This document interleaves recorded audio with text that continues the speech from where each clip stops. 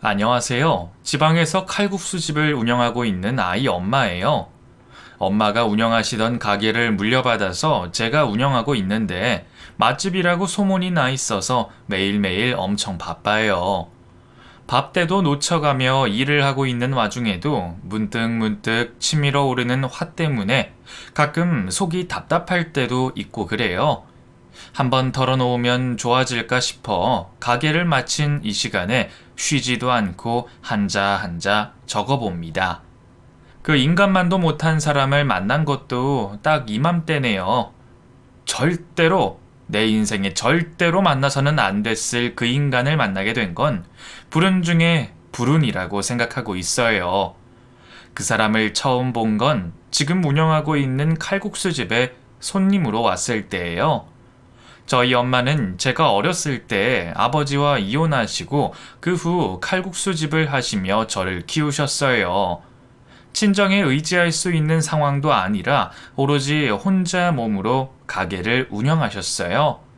어린 딸을 건사하며 여자 몸으로 장사한다는 게 쉬운 일은 아니었을 텐데 손님이 없던 시절에도 꾸준하게 가게 문을 열며 국물 맛을 연구하셨고 20년이 지난 지금은 칼국수 맛집으로 소문이 나서 손님이 제법 많아요. 저는 전문대학을 졸업하고부터 엄마를 도와 가게를 운영했어요. 엄마는 제가 하고 싶은 일을 하라고 식당에서 하루 종일 매여 사는 일은 하지 말라고 하셨지만 대학을 졸업할 시점에 허리를 다쳐 한동안 누워 지내시게 됐어요.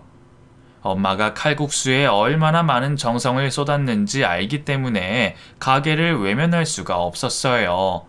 그래서 희망했던 미용을 포기하고 가게를 맡아 엄마를 돕기 시작했어요.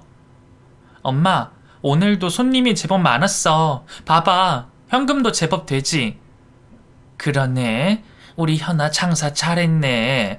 요즘은 카드 손님이 많아서 수수료도 큰 돈인데 우리 딸 잘하네.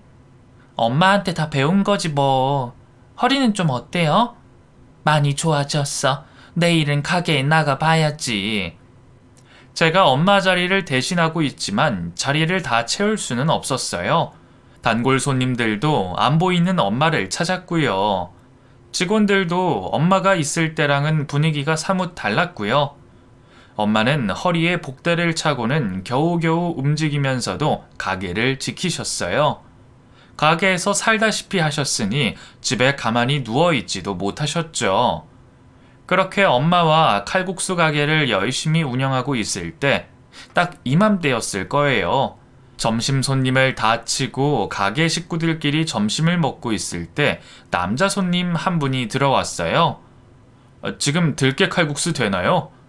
네, 편한 자리에 앉으세요. 옷차림도 깔끔하고 말투도 점잖은 그런 사람이었어요. 한가한 시간에 혼자 와서 칼국수를 먹으니 눈길이 갔죠. 뭐 하는 사람이길래 이 시간에 혼자 식당에 왔을까? 잠시 궁금증이 생겼지만 이내 제 할 일을 한다고 신경을 끊었죠. 그런데 그 이후 한 달에 서너 번 꼭 그 시간에 와서는 칼국수를 먹고 갔어요. 다른 메뉴는 거들떠도 안 보고 들깨 칼국수만 고집했고요. 가게 식구들 식사 시간에 매번 왔기 때문에 식사로 준비한 김치전이나 오징어 무침 같은 걸 조금씩 챙겨줬는데 그러면서 저와 편하게 인사하고 한두 마디 오가는 사이가 됐어요. 엄마는 가게 손님과 가까이 하지 말라고 하셨지만 그 사람은 올 때마다 저를 찾아 인사를 굳이 했고 때론 커피나 빵 같은 걸 사와서 챙겨주기도 했어요. 저희는 점점 가까워졌어요. 연락처를 주고받게 됐고 어느새 밖에서 따로 만나는 사이로 발전하게 됐어요.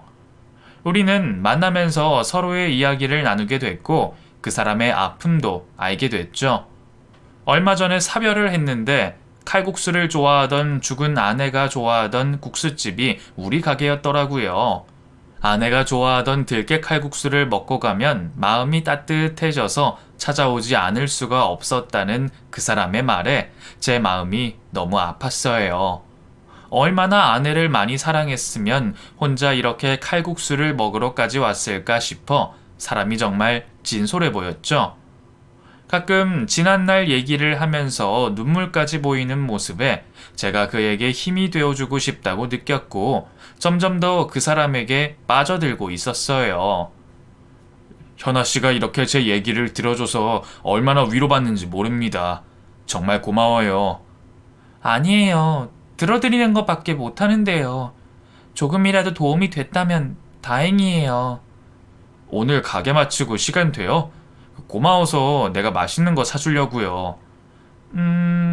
네, 좋아요. 가게를 마칠 시간이 되면 근처에서 저를 기다리고 있다가 태우고 근사한 레스토랑에 데리고 갔어요. 칼국수라는 메뉴 특성상 저녁 장사는 잘 안 돼서 일찍 마감을 했거든요. 그래서 그 사람과 저녁을 같이 먹을 시간이 있었어요.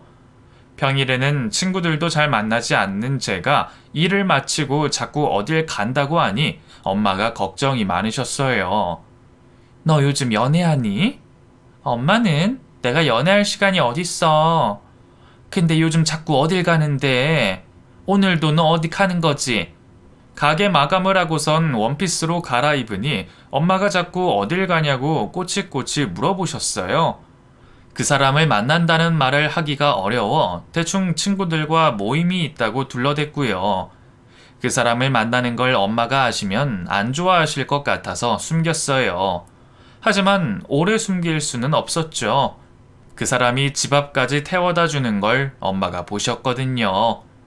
남자가 한낮에 돌아다닌다고 혹시 논팽이는 아닐까 걱정하셨던 엄마는 사업하는 사람인 걸 아시고 조금 안심하셨어요. 하지만 결혼 전적이 있다는 걸 아시고는 계속 연락하고 지내는 걸 좋게 생각하진 않으셨죠. 너 요즘도 핸드폰 붙들고 있던데 그 남자랑 연락하고 지내는 건 아니지? 아니야, 연락 안 해. 그래, 시작도 하지 말어. 알았지? 너는 엄마가 괜찮은 사람 찾아서 소개해 줄게. 아무 남자랑 만나서 정붙이고 그러지 마. 어? 알겠다니까. 대답은 잘한다. 아무래도 너 요새 하고 다니는 폼이 안심이 안 돼. 걱정도 사서 하신다니까.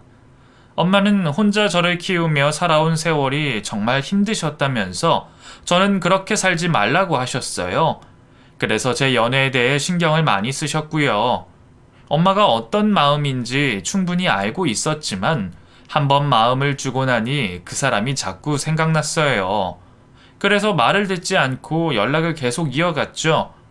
가게에서도 집에서도 엄마랑 계속 같이 있으니 눈을 피하긴 어려웠지만 저는 그 사람과 연락을 계속 주고받았어요. 그 사람이 연락을 꾸준히 하기도 했지만 저도 마음을 주고 난 다음이었기에 그 연락을 기다렸죠. 일주일에 한 번은 따로 만나기도 하면서 우리는 깊은 사이가 됐고 2년 정도 연애를 했어요. 사귀는 동안 그 사람 첫째 딸을 만난 적이 있었어요. 전처와의 사이에 딸이 셋이 있는데 아이들 외할머니가 키우고 있다고 하더군요. 딸은 초등학생이었는데 아빠랑 같이 있고 싶다고 해서 따라 나왔는데 생긴 게 아빠 판박이었어요.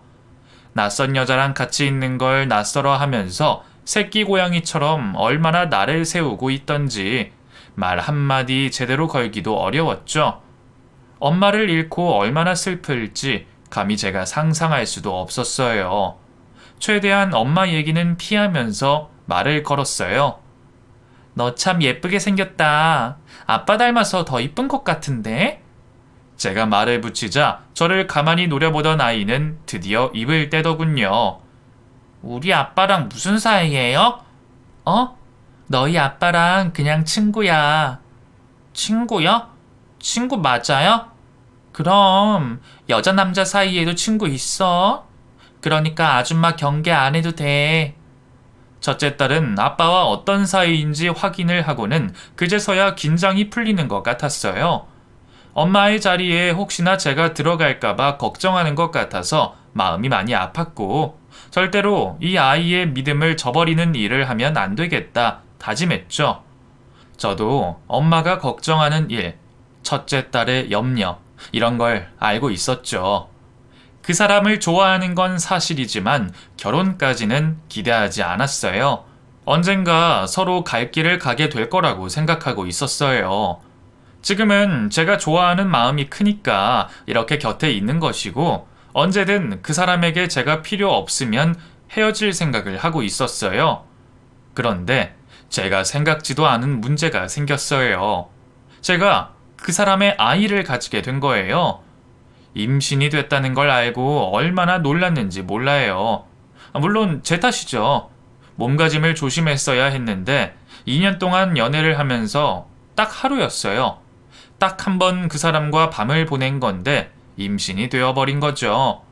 임신 테스트기를 확인하자마자 혼자 고민이 시작됐어요.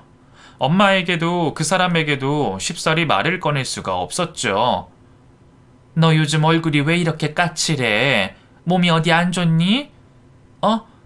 아니, 아무 일도 없어. 무슨 일 있어? 깜짝깜짝 놀라기도 하고. 일이 힘들었나? 한약이라도 한 제 먹을래? 아니야, 엄마. 잠을 설쳐서 그런가 봐. 신경 쓰지 마. 엄마는 역시 엄마였어요.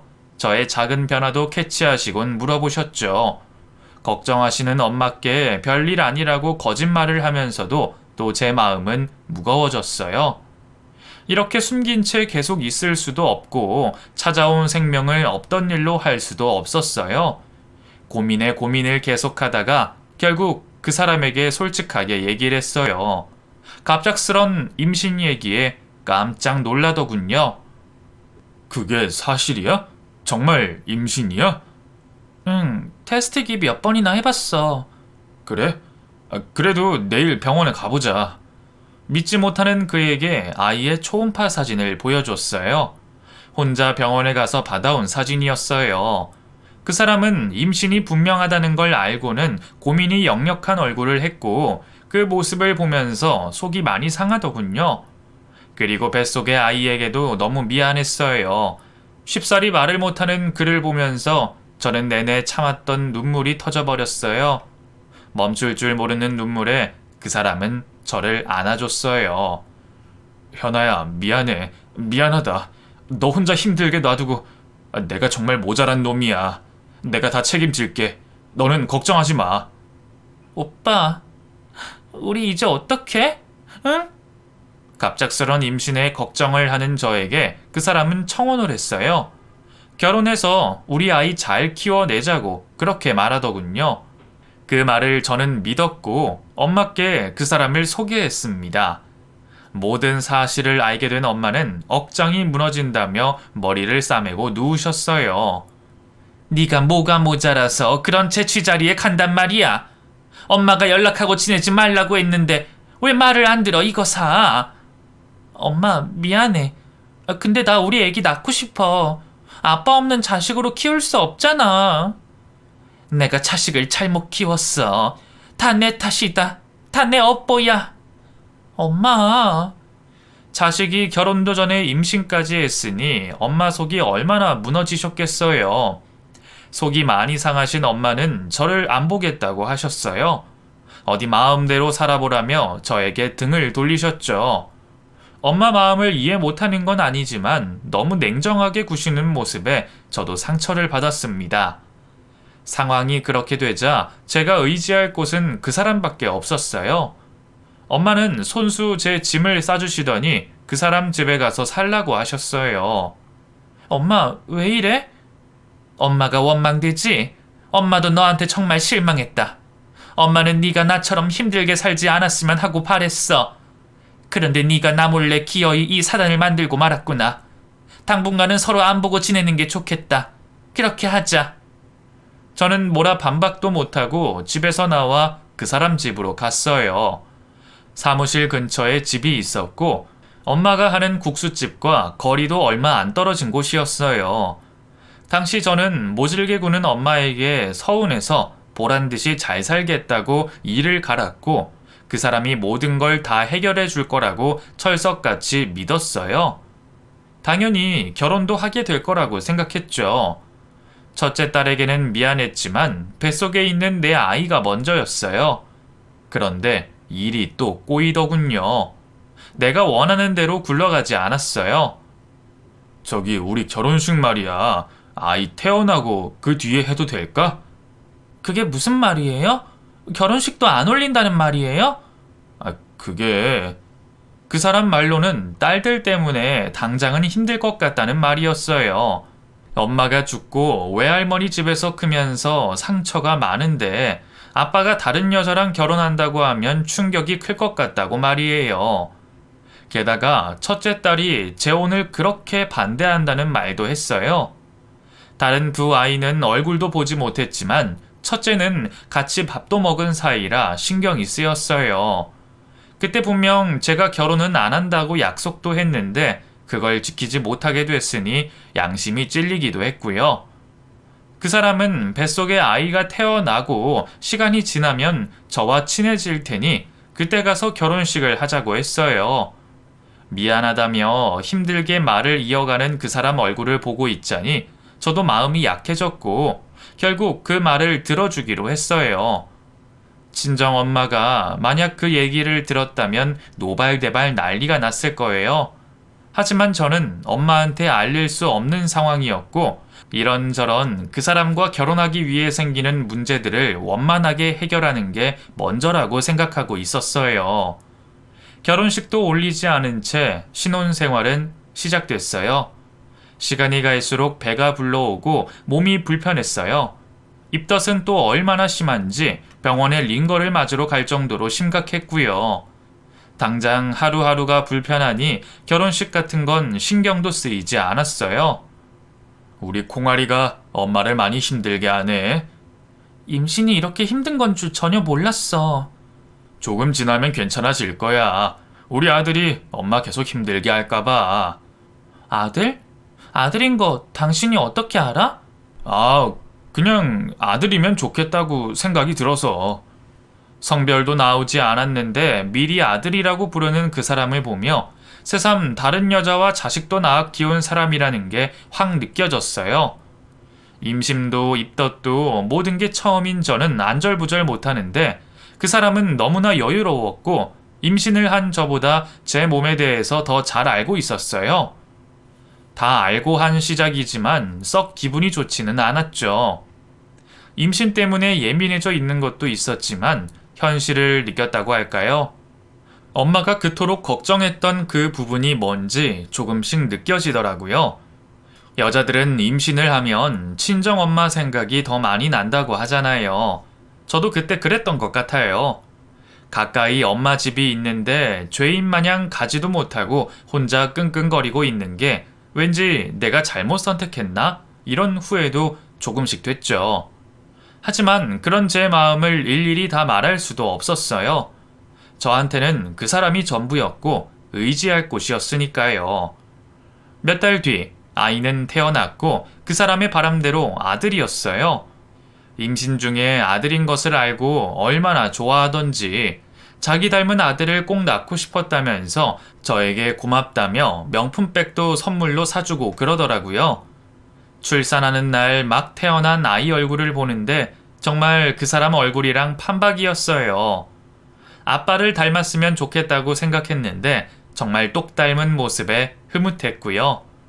아이가 태어나고 한동안 서툰 육아를 한다고 정신이 없었고 그때 그 사람이 많이 도와줬어요. 그때만큼은 우리 가족을 불행하게 할 사람도 없었고 커가는 아이를 보면 정말 많이 행복했어요. 그런 와중에도 신경 쓰이는 것이 있었는데 바로 전처의 아이들이었어요. 그 사람은 매주 하루는 전처의 아이들과 시간을 보내러 갔는데 보다 못한 제가 같이 살자고 말했어요. 이제 내가 그 애들 엄만데 언제 같이 살려고 그래요. 자주 봐야 정이 쌓이지. 이렇게 남처럼 지내는데 어떻게 친해져? 지금은 당신 애 키운다고 힘들잖아. 걔들 셋이 다 여기서 살면 당신 힘들어서 안 돼. 그래도 당신 딸인데 우리 인호 누나들이기도 하잖아요. 그러지 말고 같이 살아요. 네? 조금만 더 있다가 인호 좀 더 크고 나면 당신이 말 안 해도 데리고 올게. 알았지? 저를 위한다며 자꾸만 같이 사는 걸 미루는 그 사람이었어요. 그 애들도 더 크고 나면 우리가 꼭 필요하지 않을 수도 있는데 이러다가 같이 살기는커녕 계속 남편만 두 집 살림하는 것처럼 왔다 갔다 하는 건 아닐까 걱정이 되기도 했어요. 하지만 그런 고민을 오래 할 수는 없었어요. 아이를 키우는 게 보통 일이 아니잖아요. 마음이 쓰였지만 아이를 돌보느라 나중에 어찌 되겠지 이렇게 미뤄두게 됐죠. 시간이 흘러 같이 산 지 5년이 됐지만 결혼식을 올리지 못했어요. 아이가 3살이 되면 결혼식을 올리자고 말했었는데 제가 말을 꺼낼 때마다 자꾸만 핑계를 대며 대답을 회피했어요. 끝에는 회사 사정이 어려워져서 결혼식에 신경 쓰기 어렵다고 말하니 더 이상 얘기를 꺼낼 수가 없었죠. 그것뿐만 아니라 사람도 점점 변해갔어요. 아들에게는 여전히 좋은 아빠였지만 저에게는 그러지 못했어요. 어제도 애들한테 갔다 온 거예요? 왜? 당신 우리 같이 살면서부터 지금까지 꾸준히 외박하는 거 나 불편해요. 마치 당신이 두 집 살림하는 것 같다고. 그게 대체 무슨 소리야? 내가 너랑 같이 살고부터 얼마나 힘든지 알아? 뭐라고요? 됐어. 얘기 그만해. 그날 그 사람의 본심 같은 얘기를 듣고 나서 얼마나 충격을 받았는지 몰라요. 저랑 살면서 힘들었다니. 왜? 뭐 때문에? 출산을 하고 나서 오로지 전업주부로 그 사람과 아들만 보면서 살았는데 제가 그 사람을 힘들게 했다는 말을 이해할 수가 없었어요. 매주 외박하는 걸 인정해주며 5년을 참고 살았는데 그런 건 전혀 이해해주지를 않는 거예요. 집에 들어와도 밥 먹고 나면 아들과 놀다가 이내 서재방으로 들어가 저는 본체 만취하고 결혼식도 올리지 못하고 불안한데 친척들 모임에는 저를 절대로 데리고 가지 않았어요. 시어머님조차 요양병원에 계신다며 한두 번 인사를 한 게 다였고요. 그 사람의 친구도 딱 한 명과 밥 한 끼 같이 한 게 다였어요. 아들이 어릴 때는 저를 배제하는 걸 크게 이상하게 여기지 않았어요. 저도 육아에 지쳐 외출하는 게 힘들었으니 저를 배려한다고 생각했지 따돌린다고는 느끼지 못했어요. 그런데 아이가 크면서 함께 외출하기가 수월해졌는데도 같이 다니는 걸 싫어했어요. 그때부터 이상하다고 느낀 거예요. 오랜만이네, 지은아. 아줌마 안녕하세요. 그래, 지은이는 언제쯤 나한테 엄마라고 해줄까? 오랜만에 집에 놀러온 첫째 딸은 여전히 저를 아줌마라고 불렀어요. 당연히 내가 엄만데 아이는 그걸 인정하지 않았고 그 사람도 굳이 정정해 주려고 하지 않았죠. 왜? 엄마라고 하기 싫어? 저는 우리 관계를 다시 정리해야 한다고 여겼어요. 그래서 호칭만이라도 바꿔 불러줬으면 싶었는데 아이는 그것조차 해주지 않았어요. 오히려 계속 엄마라고 부르게 하려는 저에게 화를 내며 다시는 오지 않겠다고 했죠. 그러면서 울어버렸는데 그 모습에 그 사람이 또 버럭 저에게 화를 냈어요. 당신 정말 너무한 거 아니야? 그냥 좀 가만히 살아. 왜 자꾸 분란을 만드는 거야? 분란이라뇨? 이렇게 지내는 게 정상이라고 생각해요? 적당히 해, 적당히. 제발. 그리곤 첫째 딸을 데리고 나가버렸어요.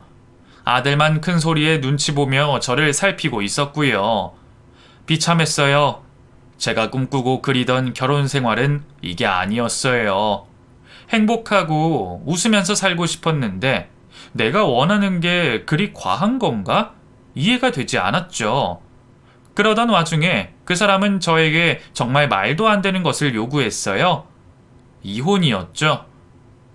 이노 놔두고 나가라니? 그게 무슨 말이에요? 이제는 말귀도 못 알아들어? 헤어지자고. 여보, 나 애들 엄마랑 재결합하기로 했어. 애들 엄마라뇨? 그 여자 죽었다면서요? 세상에, 죽은 줄 알았던 전처가 살아있었다니. 게다가 재결합까지? 도저히 믿을 수가 없었어요. 제가 처한 상황이 뭔가 이해가 되지 않았죠. 저는 해명을 하라고 다그쳤어요. 이해가 되도록 설명하라고 소리를 질렀죠. 사별한 거 사실이 아니야. 그 사업 때문에 이혼을 했는데 그때 당신 만난 거야. 이런 거지 같은 일이 있다니. 그럼 나 속인 거네? 어? 법적으론 문제 없었지. 나는 이혼했었으니까. 그 순간 저는 참을 수가 없었어요. 그래서 그 인간의 얼굴에 따귀를 날렸죠. 한 대로는 부족해서 왕복으로 몇 대 때렸더니 아픈지 제 양 손목을 잡고 화를 내더군요. 거기서 굴하지 않고 발길질을 했어요. 도저히 참을 수가 없어서요. 한참을 발버둥치고 나서 제 풀에 죽어 바닥에 풀썩 주저앉았어요. 그러곤 울음이 터졌죠. 앞으로 어떻게 해야 할지 캄캄하기만 했어요. 바닥에 널브러져서 울고 있는데 그 인간이 집에서 나가는 소리가 들렸어요. 저를 달랠 생각도 용서를 구할 생각도 전혀 없는 파렴치한 인간이었어요. 그 사람은 저에게 단돈 500만 원을 주며 아들을 내놓고 사라지라고 했어요. 말도 안 되는 소리였어요. 그럴 수 없다고. 내가 아이 엄마고 당신 와이프인데 무슨 말도 안 되는 소리냐고 말했죠. 저는 법적으로 대응하겠다고 했어요. 그랬더니 더 기가 찬 말을 하더군요. 우리가 무슨 사이인데 법적으로 대응해? 무슨 사이라니? 나 당신 와이프야. 우리 인호, 당신 아들 엄마라고. 우리 혼인신고 안 돼 있어. 뭐라고? 말도 안 되는 소리에 급히 확인을 했어요. 그럴 리가 없다고 했는데 정말 혼인신고가 안 되어 있는 겁니다. 분명히 혼인신고를 했다며 증명서를 봤는데 서류 어디에도 우리가 부부라는 증거가 없었어요. 알고 봤더니 이 인간이 문서를 위조해서 저에게 보여줬더군요. 그 서류가 진짜인지 가짜인지 구분할 수 없었고 저는 진짜라고 생각했어요. 나한테 왜 이렇게까지 악랄하게 구는지 도대체 이해할 수가 없었습니다. 당신 나한테 왜 이렇게까지 하는 거야? 나한테 무슨 억한 심정이 있다고? 네가 임신만 안 했다면 나도 적당히 즐겼을 거야. 그런데 인호를 가졌잖아, 네가. 그러면 말이 달라지지. 내 자식을 함부로 할 수는 없잖아. 세상에, 어떻게 사람 탈을 쓰고 이럴 수가 있어? 솔직한 그 사람의 말에 저는 쓰러지고 말았어요. 두 눈에 눈물이 줄줄 흘렀지만 그 사람 눈에는 제가 보이지 않는 것 같았죠. 아들은 자기 자식이니 내놓고 저만 떠나라는 소리에 말도 안 된다고 소리를 질렀지만 그 사람은 대꾸도 하지 않고 집을 나가버렸어요. 뒤통수를 맞아도 너무 심하게 맞아서 내가 어떻게 해야 할지 갈피를 잡지 못했어요. 서둘러 어린이집에 간 아들을 데려와 집안에 문을 걸어 잠그고 있었지만 당장이라도 저 문을 따고 들어와 아들을 데려갈까봐 불안하기만 했어요. 잠을 잘 수도 편히 쉴 수도 밥을 먹을 수도 없는 나날이 시작됐죠. 대학 졸업 후 엄마 가게에서 일한 게 전부였어요. 친구들은 직장 생활을 하다가 이제 결혼을 한다며 소식을 알려왔고 하나같이 행복해하는 그들에게 제 상황을 얘기할 수가 없었어요. 소개된 얘기를 터놓고 조언 하나 들을 사람이 주변에 없다는 것도 얼마나 힘이 들던지. 저에게 멘토는 엄마였고 친구도 엄마였어요. 그런 엄마와 등지고 살게 되면서 남편과 아이를 믿고 살아가겠다고 했지만 정작 그 당사자에게 배신을 당하고 말았으니 도움을 요청할 곳이 없었죠. 저는 떨리는 손으로 엄마에게 전화를 걸었어요. 집을 나온 뒤로 엄마한테 전화 한 통 못했었기 때문에 너무 떨렸어요. 분명 엄마의 핸드폰에 제 번호가 뜰 텐데 엄마가 전화를 받아줄까? 너무나 불안했습니다. 몇 번의 신호음이 가고 드디어 엄마가 전화를 받았어요.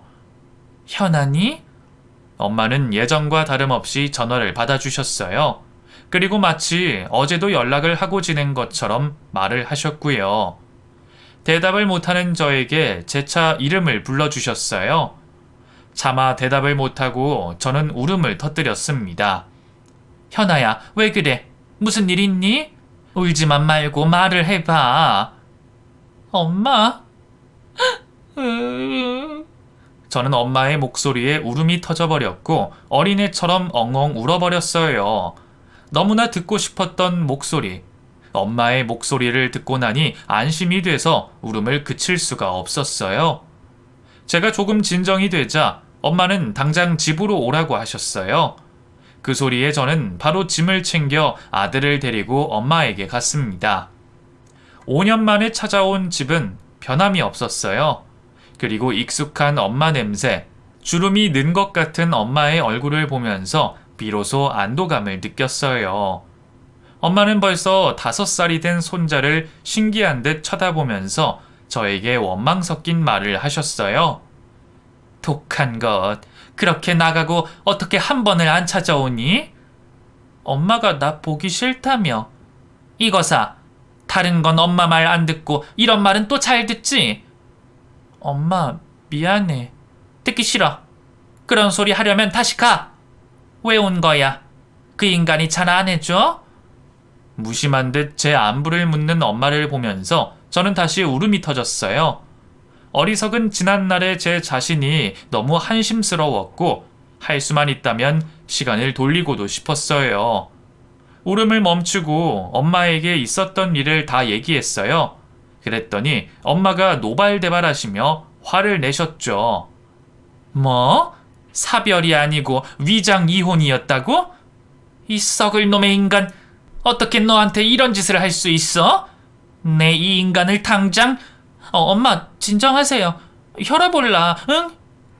아휴, 감히 내 자식을 건드려? 이 인간 내가 쉽게 안 넘어갈 거야. 가만 안 둘 거야. 엄마는 일을 가셨어요. 앞으로 엄마랑 살자고 하시면서 절대로 그 집에 다시 가지 말라고 하셨죠.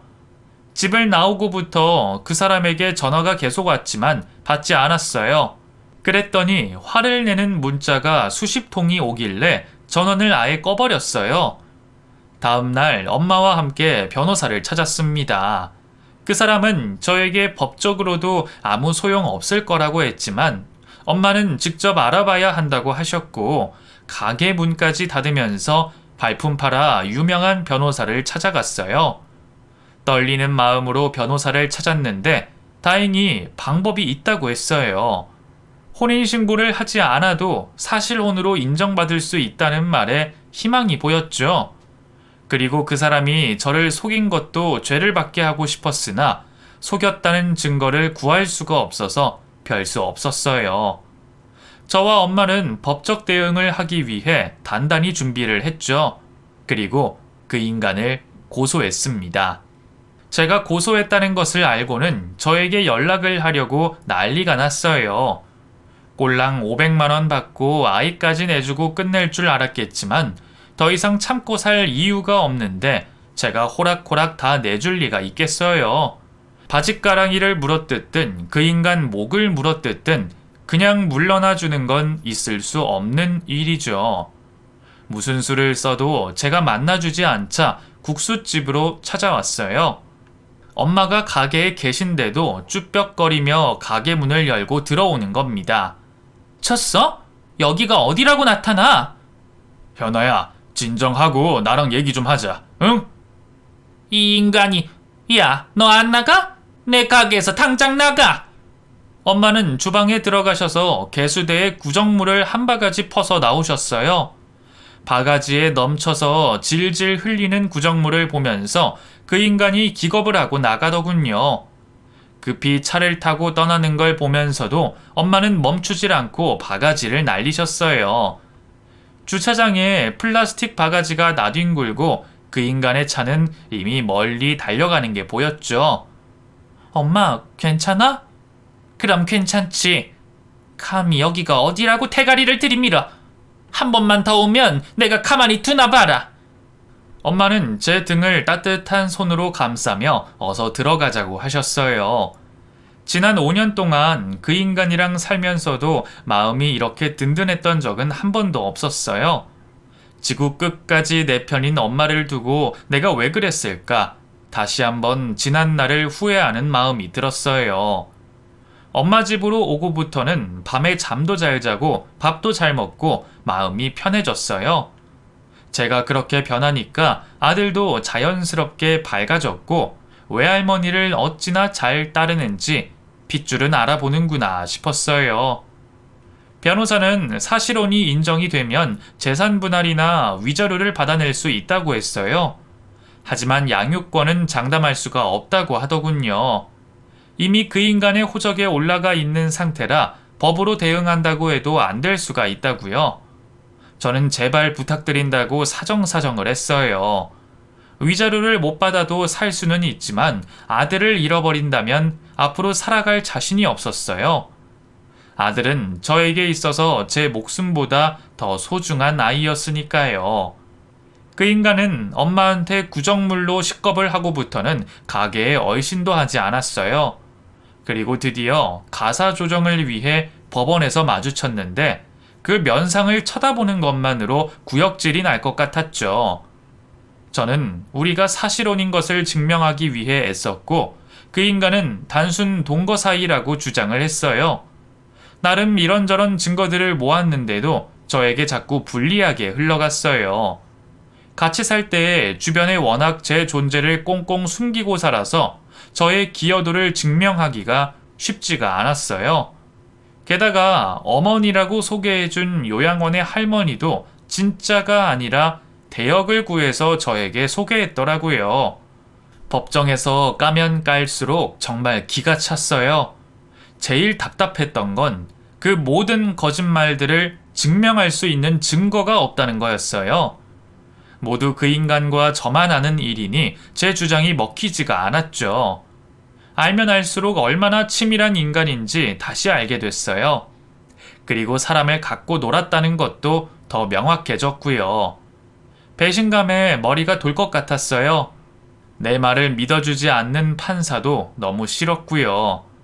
변호사는 사실혼을 증명해줄 증인을 구해오라고 했고 머리를 굴리다가 첫째 딸이 생각났습니다. 그 아이에게 너무 미안하지만 그래도 다른 방법이 없었어요.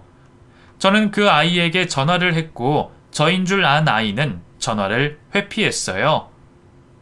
제발 전화 끊지 말고 내 얘기 좀 들어줘. 이렇게 부탁할게. 아빠가 아줌마 전화 오면 받지 말라고 했어요. 중학생이 된 첫째 딸은 여전히 무뚝뚝한 목소리로 저에게 말을 했고 저는 지푸라기라도 잡는 심정으로 아이에게 사정했어요. 막내 동생이 저와 살아야 하지 않겠냐고 제발 나를 좀 도와달라고 울면서 얘기를 했죠. 하지만 아이는 대답도 않고 전화를 끊어버렸습니다. 이대로 포기해야 하나 그런 생각이 들었어요. 이런 사법체계로 살아야 하는 나라도 원망이 되고 사람을 갖고 논 그 인간도 원망이 되고 순진하게 놀아난 저 자신도 너무 원망이 됐어요. 희망이 없이 시간만 보내고 있을 때 저에게 도움의 손길이 다가왔고 저는 다시 희망을 가질 수가 있었어요. 그 인간과 다시 마주하게 된 법정에서 그 인간의 첫째 딸이 제 증인이 되어줬어요. 증인석에 불려나온 첫째 딸은 당황해하는 자기 아빠를 한번 쳐다보고는 저를 불렀어요. 엄마. 그 한마디에 모든 게 다 끝이 났어요. 첫째 딸은 한 번도 불러주지 않았던 엄마라는 소리를 그 증인석에서 불러줬고 그것을 시작으로 저에게 유리한 증언들을 해줬습니다. 덕분에 저의 사실혼이 인정이 됐어요. 너무 고마웠죠. 마지막에 제 편을 들어준 첫째 딸이 너무나 고마워 어떻게 이 고마움을 표시해야 할지 모르겠더라고요. 저는 두 손을 꼭 잡고 눈물을 흘렸고 그 사람의 얼굴은 일그러져 화를 내고 있었어요. 그날 저의 결혼 생활이 인정을 받는 동시에 저에게는 이혼을 하는 날이었어요. 저 혼자서 한 결혼 생활을 그날로써 모두 청산하게 된 거죠. 첫째 딸 덕분에 재산 분할과 위자료까지 받고 아들에 대한 양육권 소송도 진행해 제가 승소하게 됐어요. 전처와의 이혼으로 양육권을 뺏긴 이력이 저에게 유리하게 작용돼서 무사히 아들을 데리고 올 수가 있었죠. 쉽지 않은 그 모든 일이 드디어 끝이 났을 때 저는 엄마와 아들을 부여잡고 통곡을 했어요. 혼자였다면 절대로 이길 수가 없었을 거예요. 모두 엄마 덕분에 그리고 첫째 딸 덕분에 해결할 수가 있었어요. 자기 아버지께 혼이 날 것을 다 알면서도 제 편을 들어준 아이의 용기에 저는 감동을 했습니다. 아줌마 때문에 증언한 거 아니에요. 우리 엄마 때문에 한 거지. 첫째 딸은 저에게 이렇게 말을 했어요. 생활고 때문에 힘이 든 엄마가 아빠와 재결합을 하려고 했다는 얘기를 하면서 그걸 두고 볼 수가 없어서 증언을 했다고 하더군요. 우리 아빠지만 사기꾼이에요. 그런 인성으로 사업을 어떻게 하시는지는 모르겠지만 엄마도 아빠가 바람 피운 것 때문에 엄청 힘들어 하셨거든요. 두 사람이 재결합하는 건 죽어도 싫다면서 그래서 제 편을 들어줬다고 했어요. 쿨하게 얘기하고는 자기 갈 길 가는 아이를 보며 이유야 어찌됐든 결과적으론 저를 도와준 거니 고마웠어요. 그리고 아이 엄마도 재결합은 하지 말았으면 하는 생각을 했고요.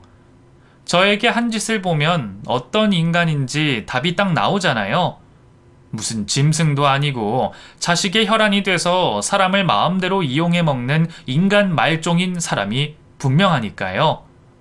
첫째 딸의 바람대로 재결합은 제대로 안 된 것 같았어요. 저희 집에 한번 찾아와서 행패를 부리는데 술에 완전히 취해서는 걸음도 제대로 못 걷더라고요.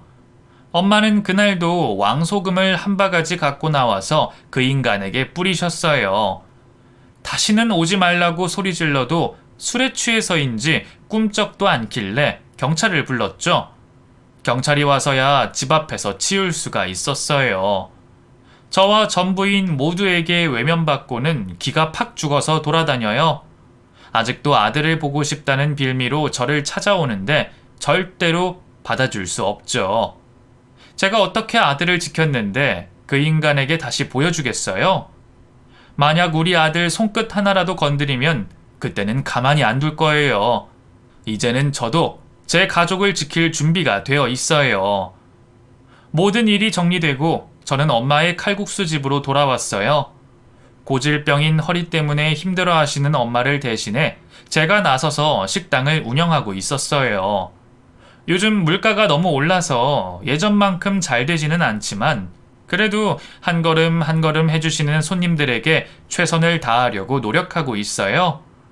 아들은 이제 유치원생이 돼서 내년에 학교 입학도 앞두고 있어요. 아들도 아빠 없이 자라느라 고충이 있겠지만 씩씩하게 유치원을 다니면서 바르게 자라주고 있어요. 겨우 7살이 된 아들이 얼마나 의젓한지 뿌듯하기만 합니다. 엄마가 제 곁에 계셔 주셨기에 지금처럼 다시 행복을 찾을 수 있었어요. 나이 들어가는 엄마 곁을 제가 지켜드리며 행복하게 살 거예요. 제 이야기는 여기까지예요. 긴 글 들어주셔서 고맙습니다.